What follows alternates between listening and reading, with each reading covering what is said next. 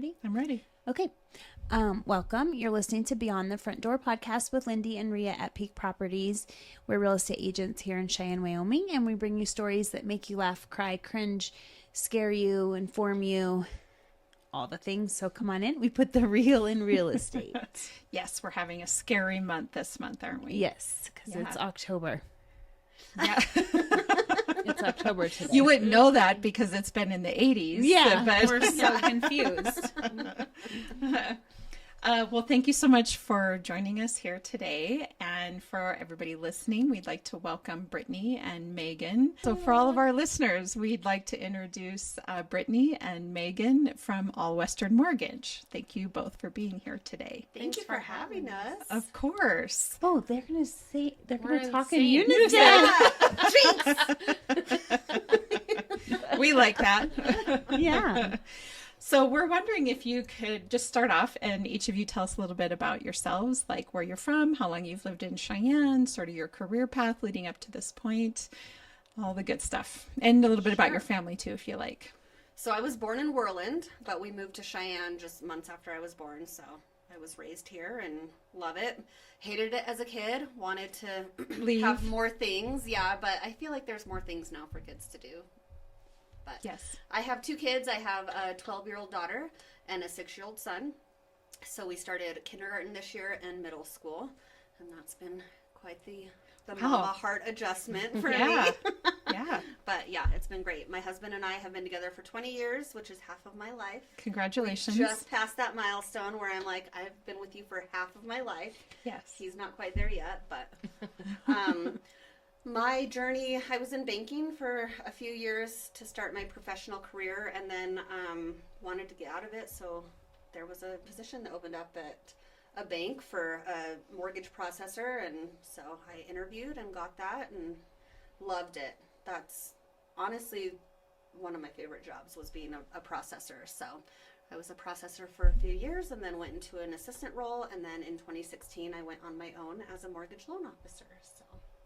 Megan, what was your favorite thing about being a processor? Like, what was that about? I don't know, honestly. I mean, Because to me it sounds boring, but Right? I was like, I'm like, she's like, I love processing, and I was thinking, you just like review things, or what do you do? Yes, you just go over the whole file and like you put it's like a puzzle. I You feel like put it the has to puzzle be your pieces mind together. that you. Yeah. So I put the puzzle pieces together, which I love puzzles and that type of thing. But I do love being an originator too, because I'm forward facing with clients and I get to know their stories and know them personally, and that is the most rewarding part about my job. I think too, when people go in to meet with somebody no matter really the kind of loan, right? But specifically here with mortgage loans, you don't really know everything that goes on behind the scenes, right? Like you sit down at a desk and you meet for half hour to an hour, whatever the case is. You've uploaded your information, have a conversation, and it feels all very like there's a process to it, but it just, you don't really know the work that goes on behind the scenes. Yeah. So Our support staff carries us for sure. I mean, they couldn't do it without us. We can't do it without them, but they do so much for us. So, yeah. Awesome. we love them. Cool. Well, Brittany. Yes. I'm going to have you pull your microphone a little closer to you. There you go. There we go. Okay. So my journey actually started, my dad was a banker, so apparently I took it out after his footsteps, which was no intention, didn't want to grow up and be a banker by any stretch. So I feel like a lot of us do I am. follow our parents, right? Yeah. So started out in banking, commercial lending, support staff when I was 18. Wow. And so now I'm going to age myself. I've been in the business for 30 years, mortgage, probably 25 of those. So I did process for a short time, found out I'm not the best processor. Yeah, I feel like that's why I would not be good at that. Yeah, I'm She's very explaining. I'm like, no, Yeah.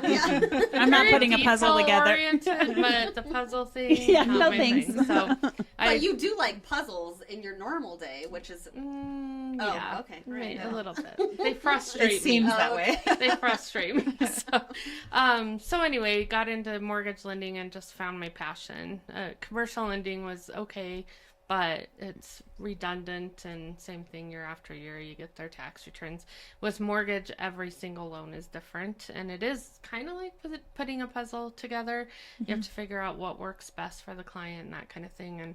And when you hit that, it's just feels great, and going to closing and helping first-time home buyers or helping someone you've worked with for years with credit or something like that. It's just super rewarding for me. So so that's that. I also am on several boards and volunteer a lot in the community, which is another passion of mine. My family, I have my 30-year wedding anniversary coming up October 1st. Oh, yeah. 2 kids, a grown adult who's married and gave me my first grandbaby, who's We love almost grandbabies. 5 months Yes. old. And then I have a little surprise 13-year-old. So she was our surprise. Doctors don't always know the whole story. So, so yeah, 2 kids, my husband and I, and Wonderful. in our free time we like to go up to our cabin and hang out up there and just relax and travel and all the fun stuff that life has to offer. So I love it. Yeah, that sounds really nice. And so you empty nest. not No, yet. 13. Oh, you have the 13-year-old. 13-year-old. That's right. Okay, so not quite. Yep, not quite. A few more years. So Well, those are fun years. yeah. I mean, the same thing years. just happened to my sister. So, yeah, she has a 14-year-old and Yeah. she just had a baby. So, that's a oopsie. She's going to be like that. She's going to have an adult and then, Yeah. Yep. And you learn so much Yeah. as a parent with a teenage daughter. Yep. yeah. Yep. Yeah. Of what all we don't I'm not know. looking forward to that. Yeah. so. It's, I don't know. Some of that. It's a challenge. I don't remember being that moody I do. and that. Oh. Do you? I was terrible. I I'm gonna be- don't. Yeah. I'm I screwed. wasn't as Yeah, much I'm either. like karma. is Yeah, coming for karma's me. coming for me too. I'm sorry, Mom. I know. I didn't know. Yeah. No, I was so terrible. I had all boys, Oh. and my boys didn't really. They didn't really make me sprout a lot of gray hair till they turned 18, and then you're just trying to keep them alive at that point. Right. And so then it's like, Because they're still like 12 right, when boys are. but they're 18. legally 18, Yeah, and they right. tell you so. Yeah. I'm an adult now. So yeah, at that point, I felt like 18 got a little tough, but thankfully they were graduated from high school, and you just kind of move from there. I will tell you, I know this has been a topic of conversation lately around motorcycles. And my husband and I had this conversation the other day because both of my sons, like the second they turned 18, wanted to get motorcycles. And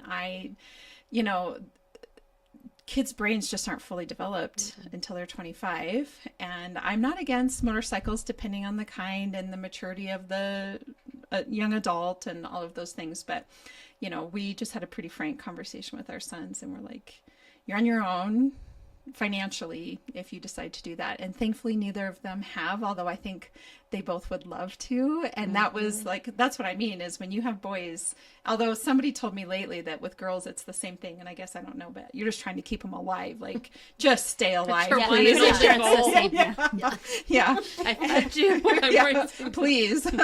And the motorcycle, thankfully both of them have stayed off, well, at least to my knowledge. Yeah, I don't know what has right? happened. Yeah. And I guess I'm better off not knowing some things. So anyway, but yeah, my boys were pretty good through their teenage years. Nice. So yeah, I feel pretty blessed, but I didn't have a daughter. So It's a whole different. yeah, Having is. both. It's a whole different thing, I'll bet. Yeah. Yeah. I've recently heard of stories of Hayden, my son, climbing on top of the high school building, and his friend fell and broke his leg. I'm like, I didn't know anything about this. He's like, well, I'm 29 now. Like, I can tell you now. whatever I want. I'm like, okay. Yeah, Thank for God I sure. didn't Kind of know. terrifying. Again, that keeping them alive. Yeah. Barely. Yeah. Barely. Well, we are happy to have you both on here and representing a mortgage company. As you know, we've had a handful of mortgage companies over the last year kind of come on and give us their different perspectives. And I know we've talked a little bit about a topic, kind of the do's and don'ts if you're looking to buy a house. But I first just want to give you the opportunity to talk about All Western Mortgage and the products that you provide, and just tell us a little bit about your company. I'll let you take the lead on that. So All Western's been around for a long time, 30 plus years. So it's not a new company, although it's new to Wyoming. We're headquartered out of actually Las Vegas, Nevada. And they're very forward thinking and very much Wyoming-like thinking. So that was kind of one of my big positives in going to All Western is the way they think and grow their business and that kind of thing. They don't have a lot of levels of management, which is very good for us because it keeps our pricing and rates down. And that kind of thing. And so basically I report to one person who reports to the owner. So there's not all these levels of management to have to feed in between.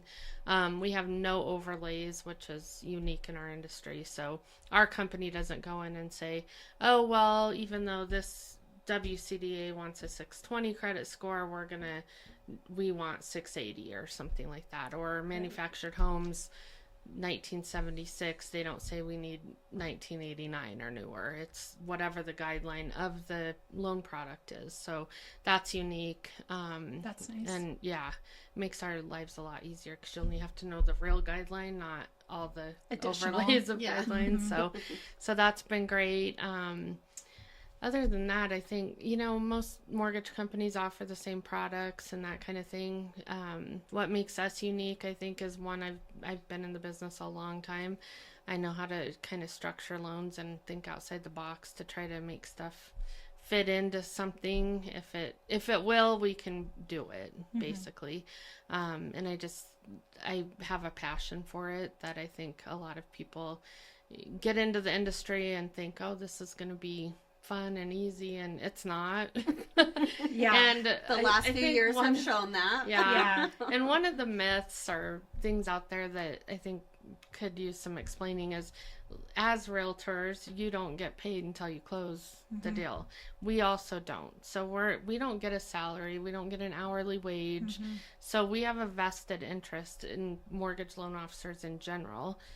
Most of them aren't on a salary. We get paid if we close a loan. So we do have a vested interest. And what I love about All Western is our underwriters and our processors and our management team, executive team, they all have that same thinking. Like, they want to close loans. They're not there to find obstacles. Exactly. They want to help make it work. Whatever they can do to help is what they'll do. So that's refreshing for sure. So, would you be able to touch a little bit on what's been going on with the,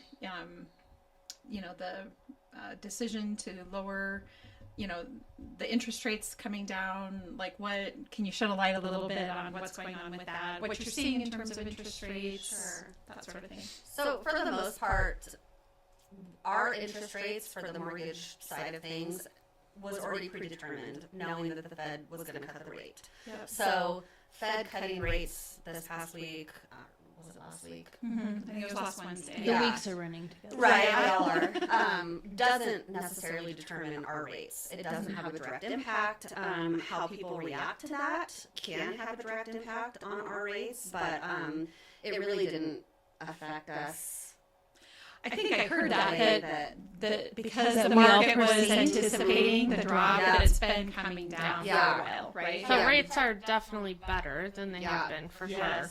And you have to be careful of what we say on, without disclosing all the things. But rates are definitely better, and it's just how people are going to react and what the Fed decides to do.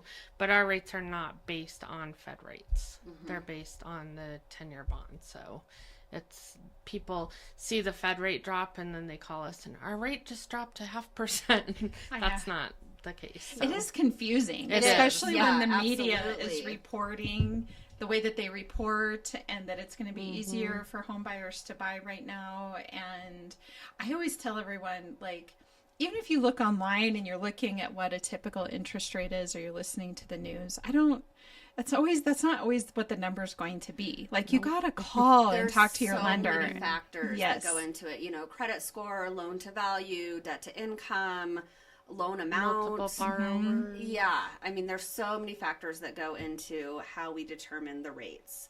Right. So, not we, So but someone that just off the shelf quotes a rate, finding trust in them should be a little difficult, because you can't quote a rate without knowing all the details. And really, we all have the same goal of, we're not a nonprofit organization. So everyone's going to quote it differently, like with points, without points. Are you more conscious about rates or fees, or so there's so many factors that go into it. You almost have to know your client and know what their focus is to be able to quote a rate that makes sense for them. Yeah. And most banks, credit unions, financial institutions will use origination fees. So they do it like a 1% origination, and we don't do that. We use discount points. And so then that gives our borrowers the option to buy the rate down, instead of doing an origination fee where the rate might be a little bit lower. They can elect to do a discount point, and they can buy the rate down. Leave it up to the borrower. Yeah. It's important to them. That's nice. So. Yeah. Well, as we were talking about earlier, since October is kind of our scary stories, we thought this would be a great time, especially if anybody's sitting on the fence or they are getting started on the loan process. What are some of the do's and don'ts if you are, and I don't know where you'd want to start, if it's before they apply or once they've applied and they've gotten pre-approved is my assumption. What would be some scary news to hear as a lender with somebody that you have pre-approved? What are the do's and don'ts for somebody that's looking to buy a house? I would say step one is contact a lender before a realtor. Yes. Because I agree. We would appreciate that. Yeah. You really don't know what you're going to be pre-approved for. You can understand how much you feel comfortable with in making your mortgage payment, but that doesn't always translate then into what you qualify for. Yeah. So that's my step one. Definitely. Yeah. Because it would definitely be a nightmare. And also to find a dream home and then not be able to buy and it. that happens. And that's All the devastating time. for everybody involved. Yeah. Yep. Also get a realtor. Please use a realtor. Yes. Because attorneys can do different things, but in Wyoming that's not standard. And so if you work with a realtor versus just doing a for sale by owner, it makes everybody's life a whole lot easier. So it's worth the investment. And you guys can attest to this. Like, you have their best interest top of mind, just like we do.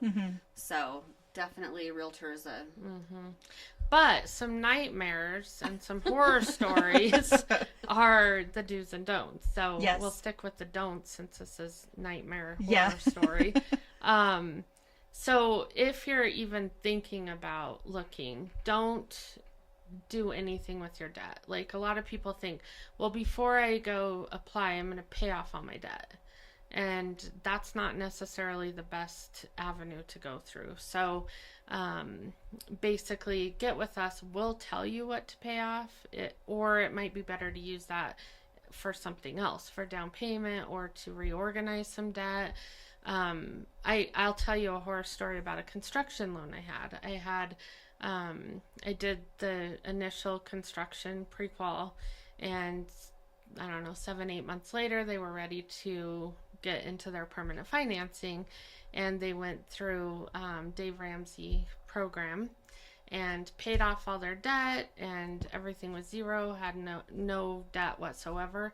Well, their credit score tanked from 760 to 640, and so their interest rate went up substantially. Not saying Dave Ramsey's not wonderful, But there's certain times where it's not the best option. Or timing is important. Mm-hmm. Yeah. So although it feels great to be debt free, it's not always the best course of action if you're looking to do long-term financing. So I got it done, but their rate was higher and all that because they paid off everything they own. And no debt also can equivalent to no credit score. So, and if you don't have a credit score, there's nothing that anybody. That is how I just closed world. one yesterday, and when I first met him, or first started talking with him about buying a house a year more ago, he had no credit, and that was because he literally has saved up so much money, paid cash for a car, everything. And you like go, oh my gosh, good for you. You have done so well. There's not a lot of people who are 30 something years old and can say they've never had any debt. But when you go to buy a house, and it's so sad to have to be like, you're going to need a credit card. Yes. Yeah. Like, you're going to have to build some credit, and because you have no history of that you can repay a loan. Yeah. And we do have some loans that we can do alternative credit. So if they have rent, we can do a verification of rent and verify a couple other, bills that they pay per month. But so we can do that, but it's more hoops to jump through and higher interest rate. Just consider timing. It's okay to hold the money in your account and pay the debt off later after you've purchased the home. Or even at the purchase of the home or whatever. So, and if you've got money under the mattress, as some of don't do that. Right? Some of our seasoned borrowers have. Don't make that deposit without speaking to a lender first. Like we can, so we have to show that the funds are seasoned. We have to prove where the funds came from. And if it's something you've been collecting for 30 years under your mattress, that proves to be very difficult. So if you're in that situation, still call us, let us know, and we'll coach you through it, but it just don't go and deposit it. So I've had this come up a lot where people are frustrated because cash is king. Right. And, if you're not taking out loans and you don't have credit cards and you're saving your cash and you're paying your bills, it's the ultimate responsible way to be. So, and of course, some are feeling like it's just a lot of government involvement I know you've heard the same thing I hear. It is. It really is. Yeah. So what is the heartache behind people saving cash in their mattress and then depositing it in the bank? What's the heartburn around that? We just can't prove where it came from. Yeah. We have to prove it's from a source that's acceptable, from legal, FHA, VA, legal, and legal. And if it's a gift from a relative, then we have to prove the relationship, basically. Well, we don't have to prove it, but we have to get a letter. Saying it's a gift, because if it wasn't and you're the bank and you're loaning the money, and then they also have a loan from this person over here that they got the $20,000 from, and you don't know about that, and then and if it's cash under the mattress, we can't just say it's a gift. We have to show that the gift came from the giftor. So it's some hoops, but most of it we have. There's ways to justify it and that kind of thing. We always say, tell us everything and we'll decide how to disclose it and how to make it work. So not that we're not that we're like skidding the system, but but we know what they'll accept and what they won't. So if they get with and it's definitely better to ask you first, like you said, before you go deposit it. Just the things like, should I deposit it now or and a lot of times we say no. I had a bunch of money. Right, I know. Right? Yeah, exactly. Well, and like a family member of mine will pull out $200 for every paycheck that they get, and set it aside in cash. So then then we can prove like, okay, here is the paycheck, here is the ATM withdrawal, and if we have to go back 10 years to do that, we certainly can, and we will. Sure. But that's what we have to prove then, is that cash isn't an absolute no. We have to prove that they save so much from every paycheck, or in certain paper trail of cultures some kind. very Paper much trail. do Yeah. that. So they live off cash. So in those cultures, we can generally talk to and figure out a way to show that it makes sense. And that's really what it boils down to. Other nightmares and horror stories. So I had one, I was telling you earlier. Yeah. Went to do the verification of employment, because we get a written one usually, and then a verbal a few days before closing, just to show that they still work there. And lo and behold, my borrower was incarcerated. So no longer working. No longer working. And we had worked probably 9 months on that loan, trying to get his credit up and this and that, and finally got to the point we could close him. And 4 days before closing, found out he did not have a job. So it just puts everyone in a really tough situation. The seller, don't commit any crimes. Yes, Don't commit any crimes. Don't get your credit pulled, because it's an inquiry, and we have to Yeah. prove that you didn't get new debt for it. Yeah. Unless you love your new vehicle so much you want to live in it, don't go buy Correct. one. Yes. Your appliances can wait until after closing. No matter how much of a Or discount furniture. you're And getting. furniture, I yeah, promise you furniture, they'll still yeah. give you that deal. Yeah. What else? Do's and don'ts. There's one that I haven't personally run into, but I've heard some horror stories about. So at closing, we have this huge stack of papers that people have to sign, and one of them is an AKA form, and it says, any last name that you might have had prior to this day. Or if somebody pulled your credit and mistyped your name, it's going to show up on there. I've heard horror stories about people who found out, or a husband who found out the wife had been married prior to, at the closing table, and that That was a title company that horror. and that one that halted the Like, deal. why is your last name Jones? Yep. Oh, Yes. forgot to mention. So there's a lender yeah. TikToker. I That's just so love funny. her. Her name's Jordan. not for them, but- Somewhere, and she shared the story one time of where a wife discovered that her husband had another woman in his life and had co-signed on a loan for that other woman. And so when she, the lender is getting back with her about these loans on their credit, and she's like, I've never seen these before, whatever the case is, and come to find out the husband had signed off on a loan for somebody else. So Yes. Yep. those are things that will pop up. Yes. So I guess my It other will thought come is, up. if you're in multiple relationships, Yeah. think about it. Yeah. If you've been married before, For- disclose that maybe before you Or get to the title company. Disclose. Parking lot, at home, I don't know. Just, I'm trying to imagine that conversation. Hey, by the way, You're right. yeah. I was married before. I'm not now. It's all good. Just, that would be That's a tough probably a conversation. good thing to have prior Before to the parking lot. Jeez. Yeah. Another one I can think of that comes to the top of my mind is we did the verification of employment, and then we did the verbal within a few days of closing. And I think it was the day of closing, this gentleman called us and said, I was just laid off. And so as heartbreaking as that is, we were so grateful that he called And and said something. Now they have to sign something. Back then they didn't. But he knew that he didn't have employment. He couldn't make these payments. So, yeah. how And hard. I've had the opposite, where they didn't tell us, and then they went into early payment default, which also causes a whole lot of problems because one, they're going to go into foreclosure right away, which is terrifying for everyone. And two, to be the selfish loan officer that spent months on a file, we have to pay back our commission if they go into early payment default or early payoff. Then we have to pay back our commission. So we then just worked for free for that entire transaction. But So the worst definitely- part is this poor person now is going to have if they would have told us, we could have helped prevent it or moved closing out till they got a different job or something. But instead they closed and then Didn't couldn't say make their anything. first payment. Yeah. So And switching employment is another don't.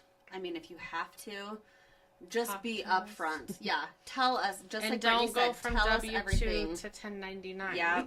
Because you're now self-employed. Employed. Yep. Yep. Self-employed has That's to have a happening. history of 2 years. Typically.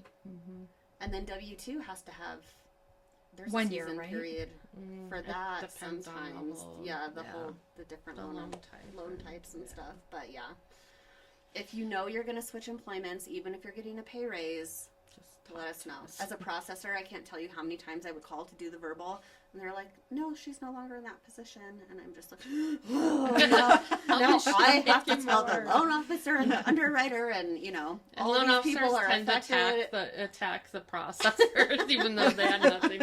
What do you mean? They don't work there. I know. Like, We it's all, their but we fault. all do it. We all attack everyone. Yeah. Yeah, call back. Like, Let me talk to them. Yeah, because I can change this. Yeah. I can fix it. So it does really seem like, if you want to purchase a home and you don't want to have a nightmare situation, you want to keep your job, you don't want to apply for any credit cards. And we were talking about how easy it can happen, like at a department store where they're trying to save you $20. Yep, And Kohl's you, will offer yeah. 30%. I will give you the $20. I will personally Give it give to you the you. $20. That's a violation. Oh yeah, trespass. Shoot. She's like, fine. I will. disclose, make sure and disclose any family secrets. Don't commit any crimes. Just don't touch Renew it your all. driver's license. Yes, Yes. that's another. Oh my one. Lanta. Get to closing and then, Yep. Your oh, license is hold up. expired. Go wait in that giant line. Get a new license. Oh my. I had one that was like, it was a nightmare just to get there. And then you get there and they're like, their license expired. And then they went up there. And it's an 8-hour wait. Yes. It was not good. Oh, Yeah. that is a One nightmare. thing I would like to point out while we're here, and I know this has been said at MLS, I don't know if you want to put this on the video, but we don't ask for roof certs as lenders. We only ask for them if they're in the contract. Oh, okay. So, side note, a lot of realtors think that we just need it because it's Wyoming and it's windy and hail and all I that. think I did think that. But we don't okay. need it unless it's in the contract. And so while if you it's don't want in- us to ask for it Right. and it's as is or whatever, don't put it in the contract. Whether it's insurable or not's a whole nother Sure, Right. yes, that situation. And really while is it's the in the best situation. interest Yeah. for Yeah. the client, obviously, sure. Yeah. if you just leave it out of the contract, then Right. we don't have to worry about it. Right. Yeah. But That's even, kind of a side note. yeah. Anyways. But Interesting. And on condos, in the ones where they have the HOA takes care of the roof, you just leave the roof thing out of the contract yeah, because you can't get it because they can't. it's very hard. They're And all a lot of the connected and- HOA insurance, the people that provide insurance for the HOAs won't share with us Yeah. all their stuff anymore. They used to, and now all of a sudden it's difficult to get. So luckily Cheyenne doesn't have a ton of Yeah, condos, yeah, but yeah, it condos. can be a hurdle. So Also file your tax returns. I've had Yes. Oh yeah. I've had one where, government loans, I don't know, do they still require transcripts? They used to. So, FHA and VA would require 2 years of transcripts. And so we would pull those and then find out that the borrower hadn't filed tax returns in 6 years or whatever. And so then they have to go back and file those. And if they owe, then we have to hold those payments against them. and we don't need tax returns now unless they're self-employed or Yeah. Sure. something like that. But Sure. or if there's something that triggers it. So I had didn't know one that. this was years ago, but you go through the interview with the borrower, ask them their jobs, ask them their employment, is there anything else coming in, going out, anything like that? Nope. Well, turns out they had a Schedule F, which is farm income or loss, typically a loss. And so when we got taxes finally, I saw this huge loss on their farm income. And so we had to hit them for it. So Yeah. that can also be like disclose everything up front is kind of just be honest and upfront with us, because you're not going to get your dream home if you don't tell us everything, because we'll more than likely figure it out. So, Well, and I And think then everyone's real upset because Yeah. you just wasted a bunch of time. And it's so much easier for us to deal with it on the front end. Yeah. Yeah. yeah, there's other loan programs. Maybe we do a bank statement loan or a, something else that can overcome that. So Yeah. there's ways to overcome it. We just need to know before we run into the hurdle. So Well, and it seems like the conversation has been a little bit that if you own your own business, of course you're trying to take as many deductions and expenses against your income so that you pay less taxes, but then it lowers your income threshold for purchasing a house. Yeah. So it's a balancing act. It is, It's sort of a double-edged sword if So you're not get careful. with us. We can review your tax returns and let you know how we look at it. Yep. So that in the future, maybe paying taxes isn't all that bad. Right. If you want to own a home. If you want to own a home. Well, and I'm think, saying that as a small business owner with other companies, so I get it. Well, and I think we've heard every lender come on here and say, and I'm sure, and I know you're going to say the same thing, that if someone's interested in purchasing a home and they come in and meet with you and you are declining their loan application today, that doesn't mean forever. It just means today. And I'm 100% certain that you're going to work with them on what needs to happen so that they can and purchase a home. And it seems like, boy, we had Brenda on here from My Front Door, and it seems like for the most part, of course it depends on your debt and your situation, but most people are, with guidance and help can get into a home in the next couple of years. Like it's not a forever, I'm never going to get into a home type of situation. I have never told someone you don't qualify. Yeah. Good luck. Yeah. It's, you don't qualify right now. Here's what we need to do to get you there. We either need to fix credit, you need more income or less debt. Let's get you with a financial planner, or let's figure out a way to get around this, or do you have a 401k or whatever.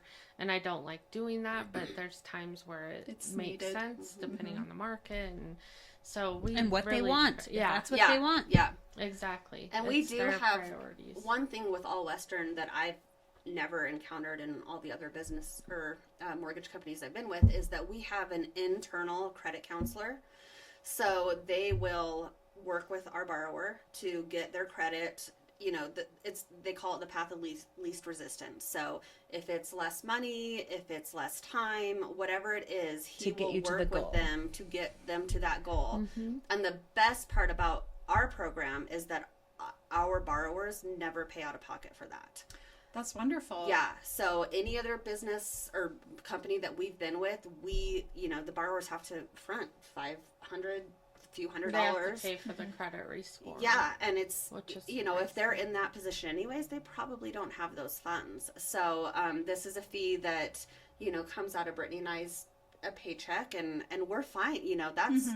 That is fantastic. If we can get them into the ultimate goal, then that's so if they're at a 580 and they need a 620 to go WCDA, they analyze and say, okay, here's what you need to do to get there, which we can also do, but they are experts in just credit. And they will work with the borrower side by side and calling, each of the credit bureaus and everything like that. So that's awesome. And we've had good luck. Or is it sometimes like, I don't know, I guess you just said they're the credit experts. I was wondering, maybe sometimes it's like getting something removed off your credit. Yep. They do all of that. He does all of that. Yeah. And so we submitted a borrower, and this one was a little bit on the longer side because she needed a little bit more work, but it took about a month and a half, I think.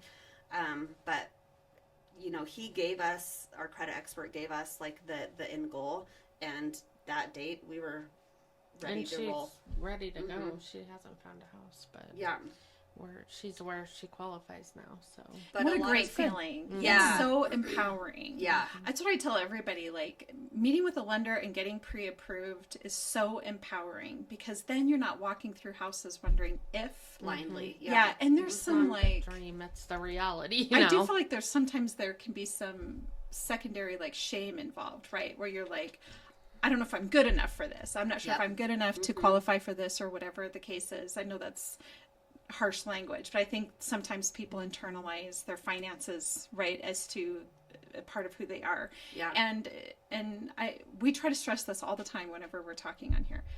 Everybody's on a journey. Everybody's had an issue at some point or another with something in their finances, whether they've lost a job or had an unexpected expense, or like nobody's immune from that. No. So just getting in and talking to somebody and figuring out, whatever it is that you need to do. I had a client once that they had to pay off a couple of credit cards. so like I think it was like 3 months that passed between when they met with their lender and then when we started looking at houses, and then they were secure and happy. This is what we're qualified for. This is what we're going to look at. Yep. And it helps us too, because then, if there's, let's say, 20 homes in a certain price range and we go out looking and we know what they want, we can start to really hone in and really make that dream happen for them. It makes our lives a ton easier, as you already know.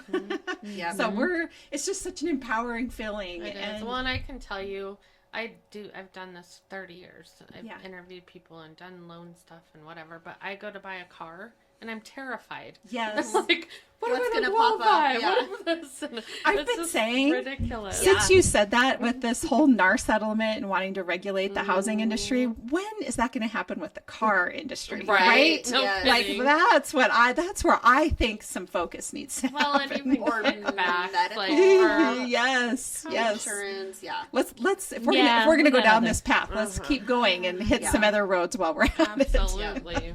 And one thing that Brittany and I really do pride ourselves on is that we will send a pre-approval ahead of time. So if you guys refer a client to us, we'll collect documentation up front. It's not required. We cannot force them to do it. We can give a pre-qualification letter based on what they tell us. But again, that is simply what they tell us. You would be amazed at how many people don't know what their income is. Well, we've had times they've given us their net income. Yeah. Well, when we get their pay stubs, they're like, "Oh, you do qualify for more because Yeah. you told us your net income." Like they don't, Yeah, yeah. or they Between put it gross in and the net. system, and it's like, "Oh, you're good to go," Yeah. because Yeah. you know. So I think just going through it with them and that kind of thing, and Well, I hate to say it again. I should get $1 for every time I say this. Are you ready? You don't know what you don't know. yeah, right. That's true. It's true. Yeah. Absolutely. So Yeah. we collect documentation up front. We will submit it to underwriting as a TBD. And that way, when they do find their dream property, we can call the listing agent and say, hey, they've been through underwriting. The only obstacle in our way is the property, which Yeah. generally doesn't, Yeah. And sometimes we get appraisal waivers, so really Yeah. we need title and insurance, Yep. and Good to go. we even, try to get some quotes up front for them for insurance, or have them call before we even submit it a lot of times, just to make sure we're in the ballpark. Yep. Because obviously that's going up too. Right. Yeah, everybody's feeling those hikes. Yeah. So. Well, thank you so much. That's been a lot of fun and very interesting for sure. And you guys have some unique things that you do, and especially the credit counseling. I think that's really awesome. It is. To help people. It's a big selling point. Well, It really is. Yeah. Yeah. Scared, and so that gives them the ease of mind. Yeah. And we don't just deny people. We'll work with them. We work with Yeah. them until It's they're- maybe not today, but we're Yeah. going to work this until you can. It could be Yeah. 30 days. It could be a few months. I mean, Could we've be worked with years. people for years. We've got a client right now who is set to close on her house next week. But we've been working with her for going on 2 years. It's been a year and a half. So it's been a journey, but we stick with it. And, the ultimate goal is to get them into their house. And that's what we want. Yeah. That's what they want. That's what you guys want. Yeah. And everybody's happy. Yeah. We are a team. Yes. We want happiness, that's for sure. Yeah. Happy is good. Happy homeowners. So where can people find All Western Mortgage? What's the best way to find you guys? Website, phone number? So Team we're our email is a good way. That's wingusteam@allwestern.com. Our office is on the corner of 18th and Capitol, right kind of behind Wells Fargo there.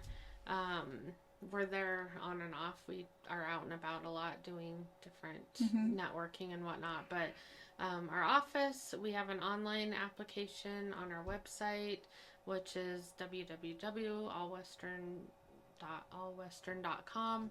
And if you search Cheyenne, it'll be Megan and Tristan and I. And So my phone number. phone, text, email, whatever. And we do take appointments on weekends or evenings as necessary. So, Sure. we're My Out phone and number about. is 307-630-2806. and 307-630-2593. And one thing we do say is, even if you don't, if you find somebody else, if if there's a deal better for you, we're never going to discourage you from going for that deal, but still keep in contact with us. We'll coach you through the process. We'll look at the loan estimates and make sure that there's no hidden fees or anything like that. So We had one not too long ago, and the borrower had sent us their LE, and our deal was actually better. It's just how they presented it, and because they were like all about rate You didn't look they at were the. buying the rate down basically. Oh, So yeah. I was like, well, you said you only wanted this much closing costs, so we're Yeah. keeping it that way. So at the end of the day, I would just say keep a local lender. Like we all do someone the same. you know and trust. Yeah. I mean, And I think, I was thinking this as you were talking, that especially the younger generation wants to do everything online, and they don't know that the local lenders here have an online process. Sure. So instead of going with some national company that has an online process but is not, it very rarely it works smoothly to do that on a local level. Go with a local lender such as All Western. If you like to do things online, a lot of it can be done online.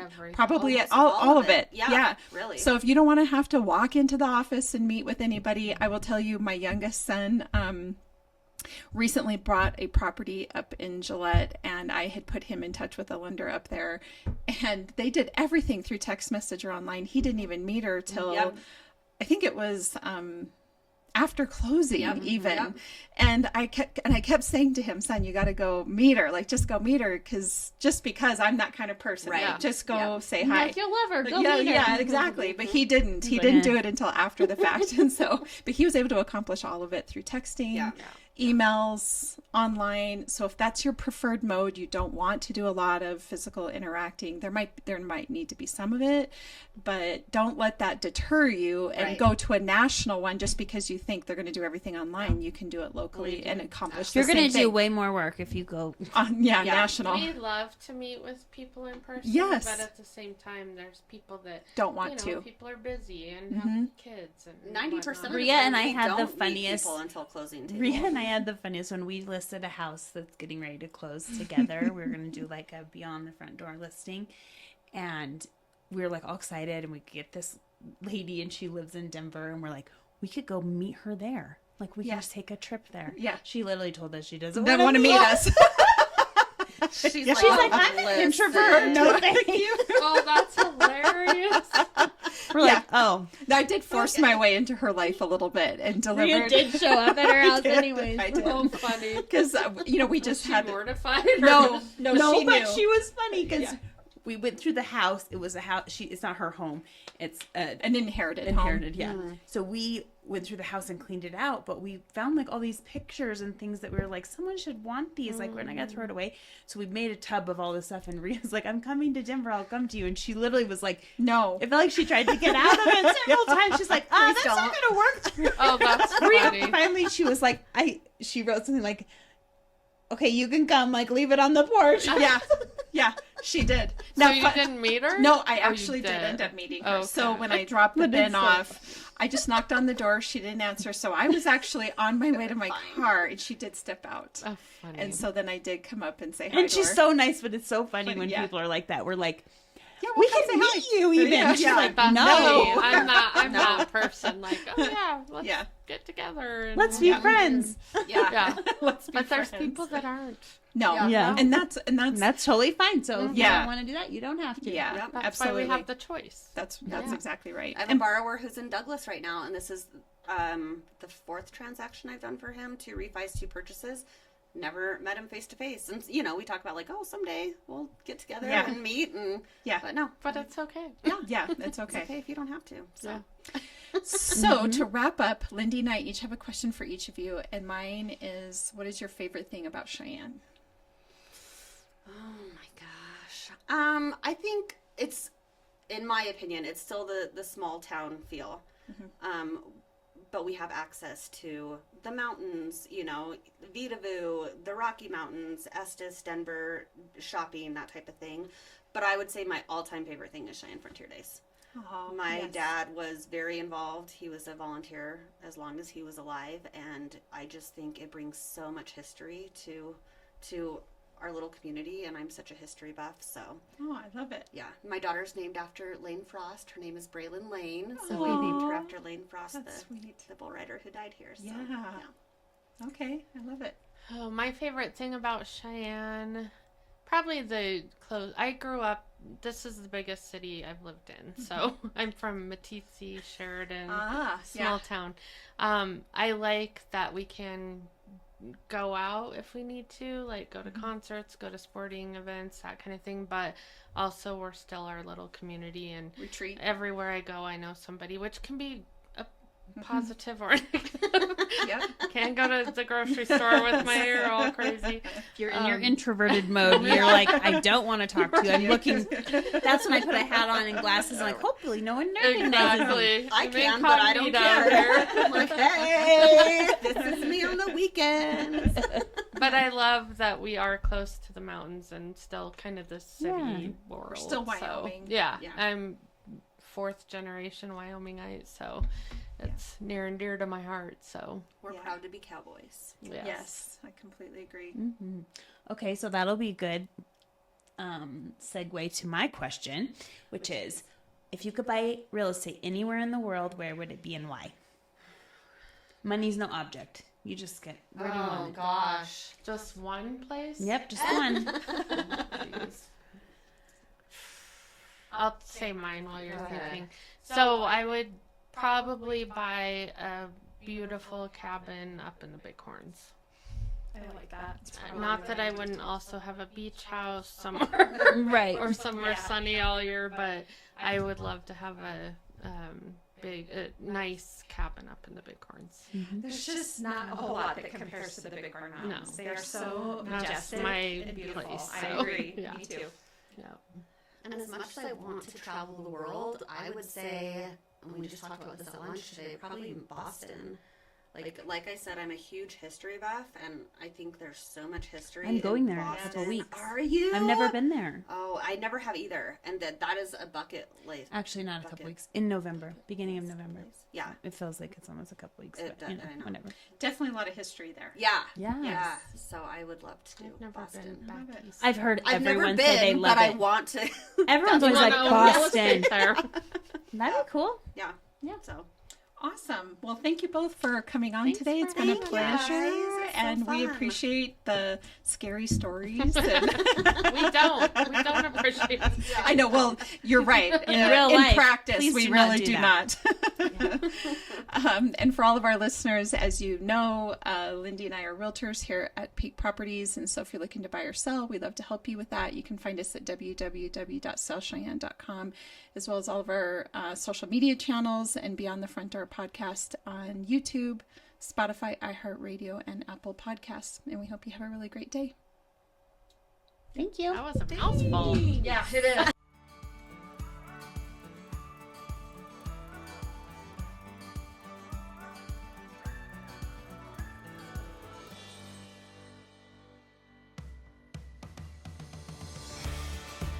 Whether you plan to buy, sell, or invest in southeastern Wyoming, turn to Peak Properties.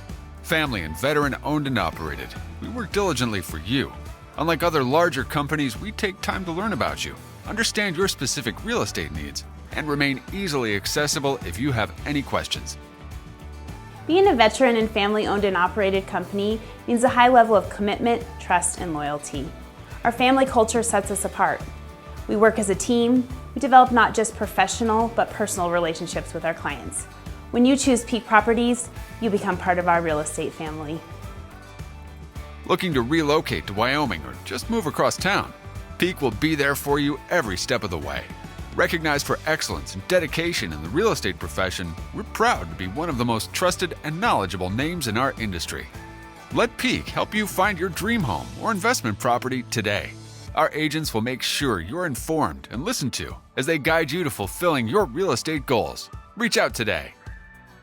We have sold and purchased several homes through Peak Properties, and each time I've been impressed. They are great about guiding us in the right direction and always being in our corner.